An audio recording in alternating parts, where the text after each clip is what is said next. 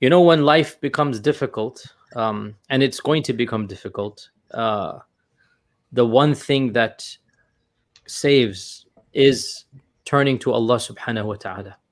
وَظَنُّوا أَلَّا مَلْجَأَ مِنَ اللَّهِ إِلَّا إِلَيْهِ. They realize that there is no running away from Allah except to Allah. You can't go anywhere, bro. Can't go anywhere. So when the going gets tough, the tough get on their knees and fall down in front of Allah subhanahu wa ta'ala. That's what you got to do, man. There is no way to cope with the problems and the stress and the grief and the drama. There's no way to cope with every fitan that comes your way except by turning to Allah Azza wa Jal in dua and in salah and in tahajjud. That's really the way forward, man. It's just, you got to have that one-on-one. You got to have that personal time. And yes, your stress is going to still be there, but these types of things, wasta'inu bis-sabri was-salah, it's isti'ana. It helps you overcome. It's not as if the grief goes away, bro. I'll be honest with you. I mean, it does. You're not, no matter what you do, if you're struggling, let's say financially, let's say with, societal problem, it's still there. It's not going to go away. But internally, you're going to have the strength, the fortitude, the courage, the stamina to deal with it.